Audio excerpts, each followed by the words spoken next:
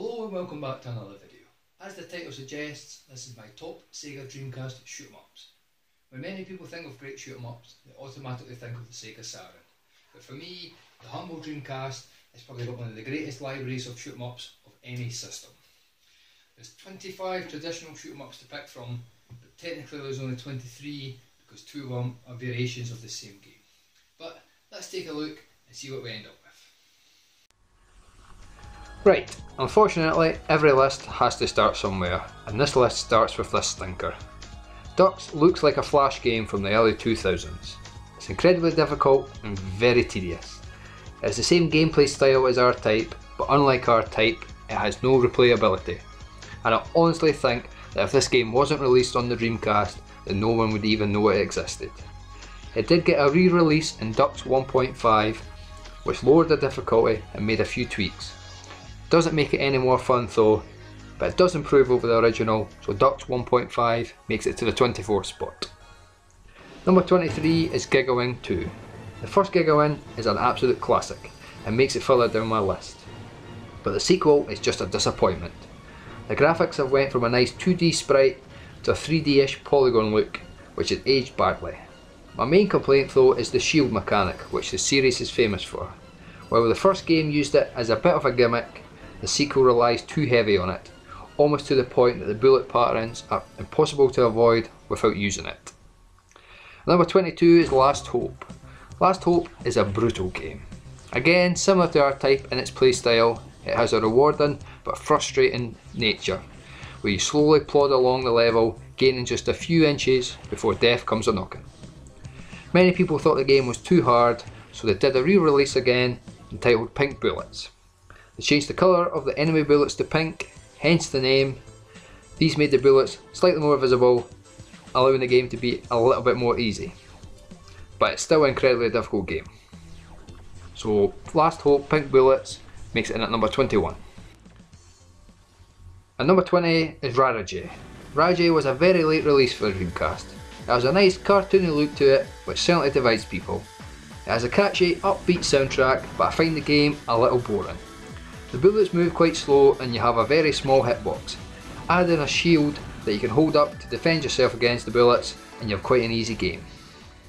Number 19 is Strozzi. Strozzi is a fairly standard shooter. It doesn't do anything spectacular, but it isn't necessarily shit either.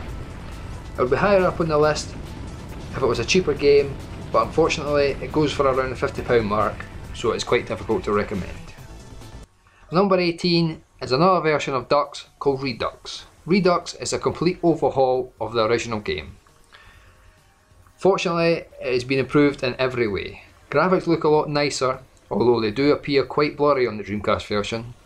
The game is a lot easier than Ducks as well, perhaps maybe too easy. My main complaints are some of the bullets are difficult to decipher from the non-projectiles. Also the bosses take absolute months to kill. Just make sure you put fresh road tax on your car before you start playing it. Number 17 is Bangalore. Bangalore is a bit of a departure compared to the rest of the shooters on this list.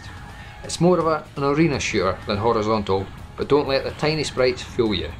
This game is jam-packed with explosive action. There's 44 levels of pure mayhem, and each one is more complex than the last.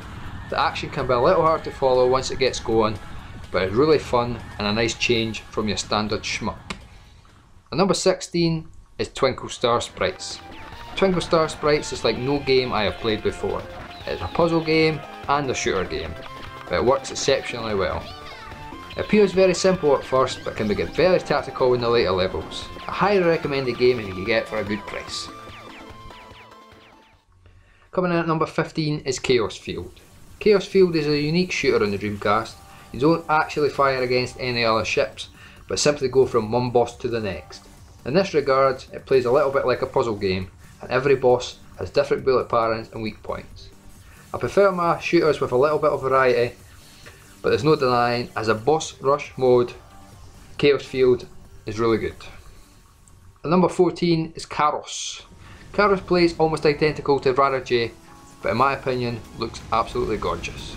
Definitely one of the most beautiful shooters ever made, and I particularly like the smoke from the explosions.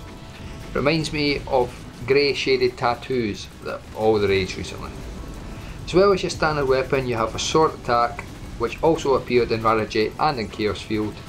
This sword can deal damage as well as a defensive tool to swipe away enemy bullets. Number 13 is Stormwind. 15 years in development has done wonders for Stormwind. It is certainly one of the nicest looking homebrew games ever made. Unfortunately, it has a bit of a page 3 model feel to it, as there isn't a huge amount underneath the gorgeous graphics. Stormwind is a pretty big game with 16 levels, but my one problem with the levels is that they're all a bit boring. They don't tend to have a huge replayability value to them, and once I had finished the game, I had no incentive of going back to play it again. However, I did really enjoy playing through it the first time. Number 12 is Posh Striker. Posh Striker is an unlicensed game from the NG dev team. Nothing particular stand out with this one. I think the graphics look okay, although they do look a little clunky, and all the levels have a mechanical look to them. But the action is quite fast, and it does have quite a cool shield attack. At number 11 is Aria 2. This is a bit of a controversial place for this game, as many people really love it. Aria has a rather clever buzz mechanic, which works by gaining points the closer you are to the enemy's bullets. By rotating the joystick, your character can spin, allowing you to graze enemy shots for maximum scoring. My gripe with this is, the first Aria had a dedicated button to this action. Aria 2 doesn't, so major wrist cramp and sore waggle action soon start to creep in after a lengthy play. Also, since I don't play shooters for points, Aria 2 is a pretty basic premise without the buzz scoring system. At number 10 is Neo XYX. Again, another love it or hate it game. I really enjoy Neo XYX, but it does have some major issues. Unbalanced difficulty, plenty of bugs, and a shoddy hit detection are just some of the major faults. But it does have a nice bright colour palette and some pretty frantic shooting action. At number 9 is Triggerheart. We're starting to get into the top tier shooters now, and Triggerheart is definitely one great game. It's a little plain on the colour choice, and it's a pretty short game at only 5 levels, but its major draw is the grab mechanic, which allows your character to reach out and anchor an enemy. Once the enemy is attached to you, you can use it as a shield to absorb enemy bullets, or swing them around and launch them into other enemies 10-pin bowling style. This never gets old and is very satisfying to do, but however it can get a little tricky once the action starts to heat up. Number 8 we have Mars Matrix. Another polarising game. Mars Matrix is basically a standard shooter if a standard shooter snorted a big bag of cocaine and washed it all down with a juggy Red Bull and ecstasy. It's just pure bonkers with so much happening on screen at once. It has a similar shield weapon to Giggling, but adds in a tasty shotgun weapon to the mix. What makes Mars Matrix exceptionally good value for money is the sheer amount of unlockables it has. These are obtained by collecting the gold that litters the screen. At number 7 is Gunbird 2. Psycho games are notorious for being simple, straightforward shmups, but Gunbird 2 is just fun. It doesn't do anything fancy, but has a good variety of bad guys and is incredibly addictive. It helps that the first few levels are random, which keeps its replay value from becoming stale. The main boss is also very funny and has 2 distinctive features. At number 6 is Shikigami no Shiriro. Shikigami is just a great game all round.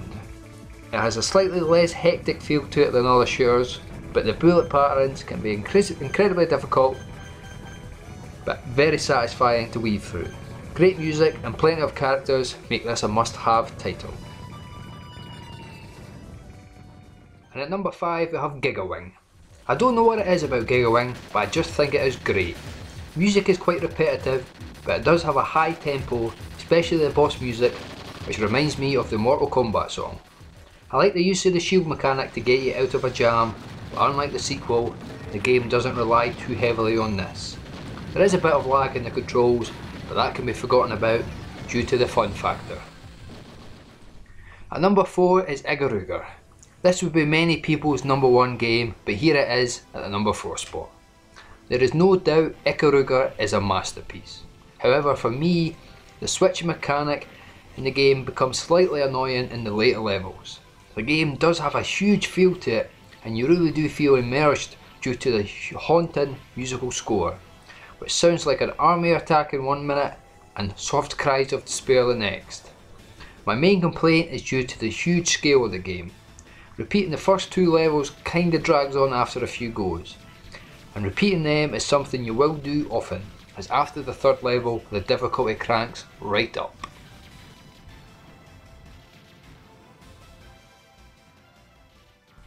At number 3 is Under Defeat.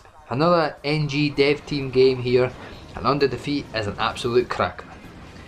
They went for a more realistic look to this game and it definitely works. Under Defeat is definitely a welcome change from all the spaceship shooters, and the military theme is a good choice. Unfortunately, due to the military theme, there's not a huge selection of enemy types, but they do range from tanks to huge battleships. The weapon system is incredibly basic, consisting of a main weapon which you can't upgrade, plus an option which has a few choices of a Vulcan or missile upgrades. Under Defeat is just a fantastic game all round, and if you can't afford this version on the Dreamcast, then the HD remake available on the Xbox 360 and PS3 is a worthwhile pickup.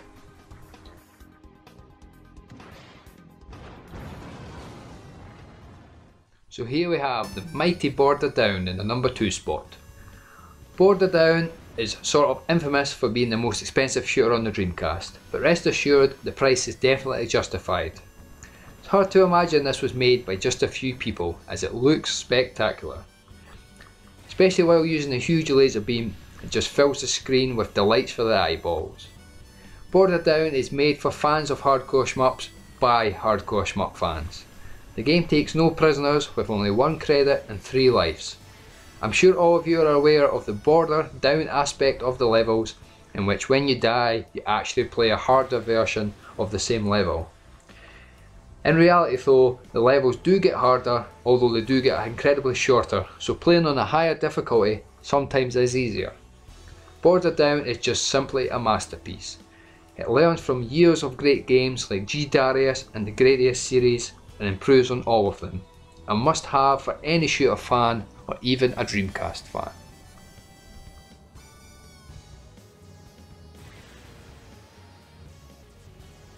So here it is, the number 1 shooter on the Dreamcast. If you're a fan of my channel then you may have already guessed this. To say I love Zero Gunner 2 would be an understatement. Not only is it one of my favourite shooters, it may be one of my favourite Dreamcast games ever. After Shenmue of course. I can't pinpoint what it is about Zero Gunner that I like. It's got nice graphics, good music, it's not quite a vertical shooter or a horizontal one. It plays more like an arena shooter where your helicopter can move around the screen and can fire in any direction. There's loads of levels and various difficulties. The levels appear in a random order and get more difficult depending on the placement of the levels. It's just a fun, addictive game, one that I have sunk dozens and dozens of hours into, and it's a game I always pull back off the shelf. Do yourself a favour and play this game now. There